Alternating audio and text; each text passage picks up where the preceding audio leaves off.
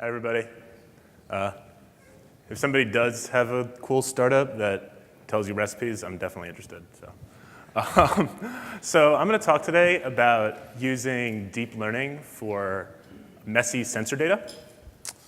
So I'm a data scientist at TrueMotion. At TrueMotion, we develop algorithms that track how good of a driver you are in order to understand and score your driving behaviors, help you become a better driver, and we work with car insurance companies in order to better price your insurance. We work with some of the largest insurance companies in the world, like Progressive Insurance. And our algorithms can determine a number of different things, such as given some sequence of time when you were moving reasonably quickly, were you in a car versus a different kind of vehicle? Were you the driver or the passenger in the car? And did you commit any dangerous driving behaviors, like hard braking, harsh cornering, or anything like that? And to do that, we need to analyze smartphone sensor data, which is messy and ugly, but still a lot of fun. So just a primer on sensor data. Sensor data is everywhere. We're really living in the kind of golden age of sensor data, and it's only going up. Smartphones are one focus. Smartphones are the source of sensor data that I'm going to focus on today. But your car produces sensor data. Your watch produces sensor data. For some of you, probably your microwave and your fridge produce sensor data, and for more of us, that will be the case in the near future. And algorithms that can operate on these sensor data, that can better improve the performance of these items that we surround ourselves with, are really valuable. So sensor data is a kind of abstract concept. So let's just talk about what are the different types of sensors that are available. And these are all sensors that are available in your smartphone. So from the top, the GPS sensor, which most of us are familiar with, is useful for tracking where you are and where you're moving.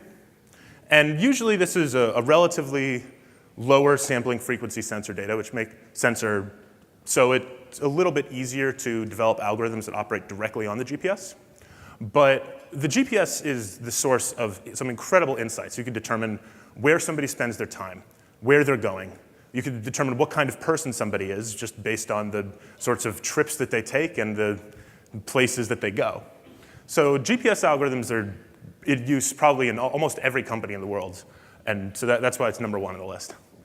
So the next two, the gyroscope and the accelerometer, are what's generally referred to as the motion sensors. And I'm actually going to focus on motion sensors in this talk, so I'll talk a little bit more about them later. But together with the magnetometer, these sensors form your IMU, your inertial measurement unit, that determines where you are in space with respect to the orientation of the phone, and can also determine different kinds of accelerations the phone is experiencing, which is really useful if you want to determine whether somebody's moving, or if you want to determine where on somebody's body the phone is.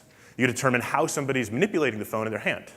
Actually, just 10 minutes ago, I heard about a really cool new application of gyroscope and accelerometer where you could use it to determine, given a phone, was it a human actually tapping on this phone's screen, or was it like a hacker that's programmed the phone to dive in there directly? And I'm going to talk about some of the ways that we use these motion sensors too. Magnetometer. The magnetometer can sense magnetic fields. It's useful for providing a heading and like a third-party reference on the determinations of the gyroscope and the accelerometer for position in space. It's also useful for using it as a compass. You could figure out your orientation with respect to the Earth. You could use it to determine when a car is turning. You could use it for determining where somebody needs to go. You could also use it for some other cool things, like determining whether somebody's walking under a power line, for instance, if you're the sort of person who's superstitious about power lines. Two more sensors that I have up here, the barometer and the thermometer. Really interesting sensors that some companies work a huge amount with. There's actually some companies out there right now that are operating on barometer and thermometer data to predict the weather. If you think about weather towers, they're located probably one every few miles. And if you want to determine what's the weather in a particular location in space, it's a kind of hard problem if you've only got like every 10 miles you got a weather tower. But if you've got everybody with a barometer and a thermometer on their phone getting exact pressure and temperature readings all over the world, you could get much more precise weather predictions. I'm not an expert in weather, so I don't know a tremendous amount about this, but that seems pretty exciting to me. We use barometer and thermometer for a number of different things. For instance, you could use the barometer to determine when somebody rolls down the window in a car based on a pressure change. You could also see things like somebody entering a house just based on pressure changes in the barometer. And some really cool machine learning algorithms that are trained to pick up on these signals can pull out some pretty interesting information. Some more sensors that aren't on here but are pretty useful.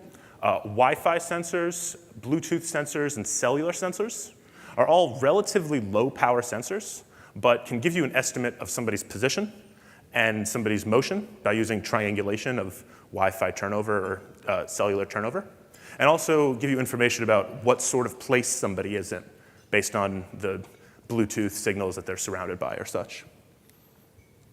So when do we want to use deep learning on sensor data? Why not use some other method? If we're trying to do any of those things that I just mentioned, we want to build an algorithm that classifies sensor data, why deep learning?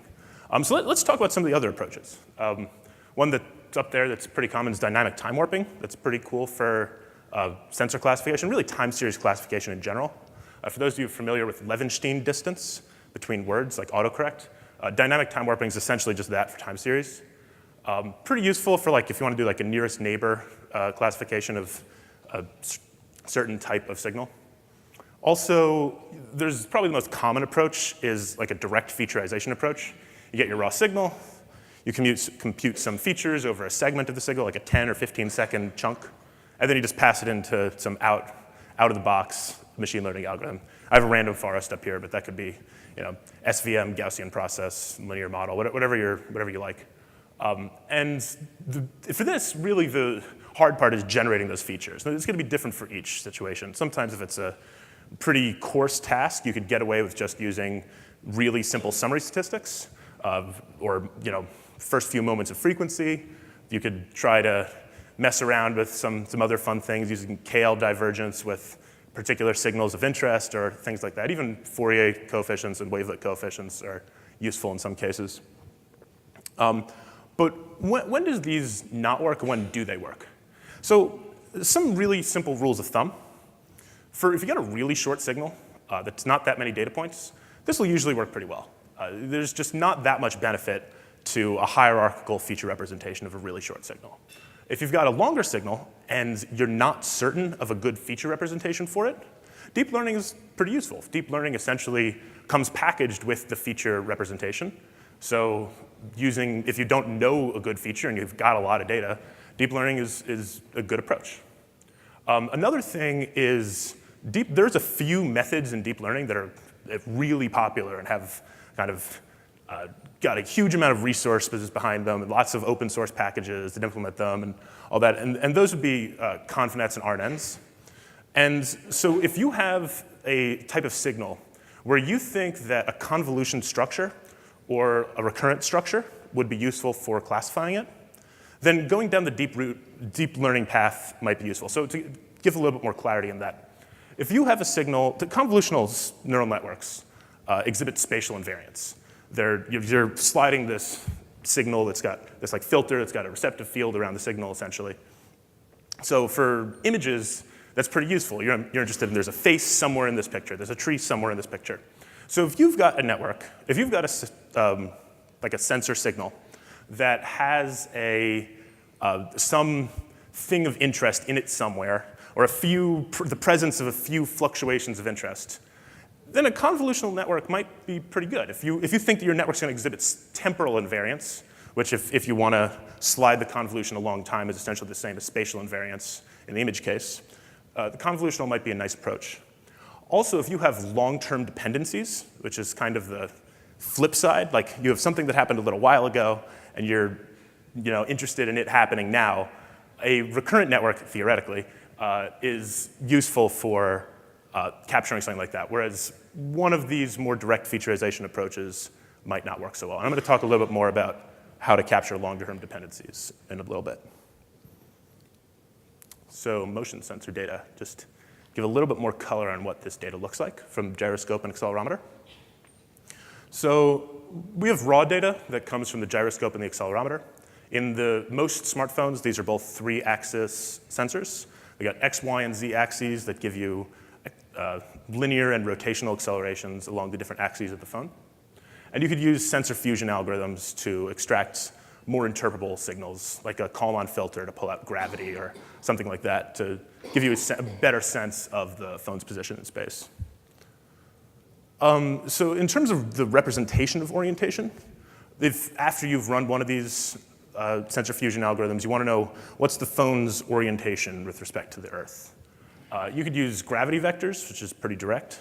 I'm not going to talk too much about the differences between these, but these are different representations that you could use. Quaternions are pretty popular. They don't suffer some of the problems that the other two do, but they're a little bit harder to understand.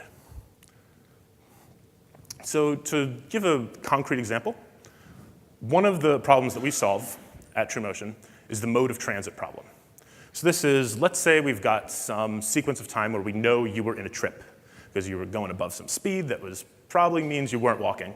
And we want to know what vehicle were you in. Were you in a bike or a car or a train? Because we're only really interested if you're in a car, because then we're going to rate your insurance. So having classifiers that can determine each of these different types of motion is really useful for us. So let's say we want to build a bike classifier. One thing that, I don't know how many people ride bikes like that, but one thing that we're probably looking for is that rotation in the pedals, that up and down motion. So if we have a classifier that can spot that sort of repeated up and down motion, that'll be pretty useful. Now, this up and down motion is going to look different depending on whether the phone's in your pocket, or if it's in your backpack, or if it's in your front pouch in the handlebars or something like that. So dynamic time warping may or may not work well. It might be just too different, these different situations. But an LSTM that looks for this, can represent a more complex signal and looks for an up-down will work pretty well. It's still not easy to get it to work just right, but when you have a problem that's got this kind of structure, thinking in the direction of LSTM or recurrent networks is generally a good direction to think. Yes? What's the what? The Y, this is just one of the motion sensors. I think it's the grav Y sensor. So it'd be meters per second squared. Cool. So challenges and solutions. So now I'm going to talk about some specific problems that pop up when you try to use deep learning for motion sensor data, or when you try to classify motion sensor data in general, and some of the approaches to solving them. So first is the signal-to-noise ratio. Any of you who've worked with motion sensors in the past have probably seen something like this happen to you before. You're interested in some signal that's pretty subtle, and you're working in a really noisy situation, and you want to find the signal. So this is tough. So to give a concrete example again, let's say that we're TrueMotion, and we're trying to build a turn detector for a car. The car, we want to know when's the time that somebody's turning. But for some reason, we can't use the GPS. The GPS burns too much battery, or the person hasn't enabled GPS permissions, or something like that, which are both totally common things that happen. And we want to still pull out turns. So one thing you might think is, well, what about the magnetometer? Magnetometer tells us north. We could just look at the shift in the magnetometer. That'll tell us turns. But the car's engine creates magnetic fields. And the magnetic field is a lot closer than the North Pole. So that magnetometer signal looks kind of like this when you look at it. And when you try to capture that turn, it's going to be kind of hard. I mean, maybe after a little while from the shift over time, you'll see, oh, this person turned sometime in the last 10 minutes. But that's not necessarily what you're looking for. So some things that you can do. You can incorporate another sensor, for example, the gyroscope. Gyroscope picks up angular acceleration. So using the gyroscope signal in some way with the magnetometer signal can be a pretty good way to deal with this. There's a few different approaches for how you might do that. You could train a different network, one on gyroscope and one on magnetometer, and then put an ensemble of both of those. Usually you do this if you have maybe 5 or 6 different sensors. You want to train a different classifier on each one. You think that each one's going to be picking up pretty orthogonal pieces of information. And then you could train another classifier on the outputs of all of those, for those of you who aren't familiar with ensembling, stacking in particular. Another approach that's even simpler is just to use like a bandpass filter or something. Usually filtering data will make it look a little bit less like this and a little bit nicer, but that's not a super satisfying answer because usually that's the first thing people try. Okay, so long-term dependencies. Here's another problem that pops up a lot. We talked a little bit about this earlier, but this is, say you're trying to classify some signal that's relatively large, and in order to understand how to interpret the last 10 seconds, you really care about something that happened 10 minutes ago. And just taking that entire signal and putting that into a classifier is going to be really hard, because the network might be able to pick up on that, it might not. So I've got a LSTM cell up there, a nice picture of it that I found online. For those of you who may or may not, I've mentioned it a few times already. LSTM is a nice technique for propagating information through time in a way such that it's a little easier to train than a normal RNN.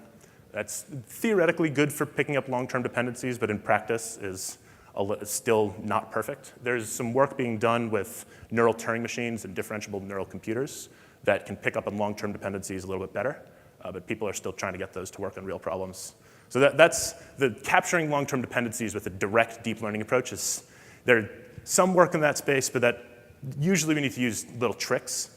So one example of a little trick that you could use is process the data in a way such that the long-term dependency disappears. So I'm going to give you an example. Let's say, again, that we're true motion, and we're trying to use the motion sensors to determine the difference between somebody stomping on the brakes and somebody taking a hard turn. And both of these are going to show up as big accelerations in the accelerometer. The centripetal force of the turn and the linear acceleration of the stomping on the brakes. So a really good algorithm that's like a really good neural network's going to be able to see, well, I've looked at this person's signal for 10 minutes, and I've seen this turn looked like that, and then there was another one that was like that except flipped to the side, and so I can determine that the phone's probably at this orientation in the car, so this would be kind of a turn, and that would be a stomp on the brakes. But that's kind of ambitious to expect our neural network to just pick that up by itself, especially if we're using the not exceptional long-term dependency recurrent neural networks that are available today. So one thing that we could do is pre-process the signal. What we did is we figured out a way to just directly find the rotation matrix between the phone and the car. Once you find that rotation matrix, you no longer care about, you no longer need your neural network to look at the last 10 minutes to determine the phone's representation, the phone's orientation with respect to the car, because you already have the orientation with respect to the car. You just need to train the network to pick up on 10-second instances of brakes or turns based on the rotated signal. And so the hard part, this is really just changing what the problem is. Now the problem is figuring out a rotation of the phone with respect to the car, which doesn't have anything to do with deep learning, so I'm not going to talk about it. But that sort of approach is useful in a variety of different applications. So another problem that pops up with sensor data, really in any kind of machine learning or deep learning situation, is high dimensionality. It's not too hard when you're working with sensor data, especially if, let's say you've got like 3-channel magnetometer, 3-channel accelerometer, 3-channel gyroscope. You're looking at 20 minutes of data at like 100 hertz or 200 hertz or something. It's pretty easy to be, you're dealing with points that are like millions of points long samples. That's hard. that's like, it's really hard to not overfit on million-point samples when you don't have like billions of data points. And good luck trying to find enough GPUs to train that anyway. So we need to figure out good ways to reduce the dimensionality or train the networks in a way such that they don't overfit.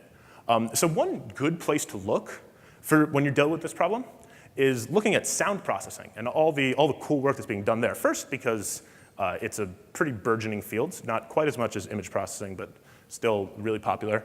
And second, those guys deal with, microphones, 44,000 hertz, something like that, for like almost 50,000 samples a second. That's significantly higher dimensionality than what most sensors are. So the strategies that work there for really high dimensionality signals will be pretty useful for high dimensionality sensor signals, you'd think. So some of the things that they would do, tokenize signals. For sound data, it's usually, the tokenization is usually pretty clear. You've got the sound signal of somebody talking. You want to pull out their phonemes or their words, maybe phonemes, whatever. If it's music, you want to pull out the notes or chords, things like that. So usually having one algorithm that just identifies the notes and chords and words and such, which can operate a relatively small signal. Then another algorithm that's laid on top of that, that then just classifies this much lower dimensional projection, will work pretty well. So looks like I'm out of time, but that's Fourier, for those of you who are wondering, and that's DeepMind's WaveNet. Thank you.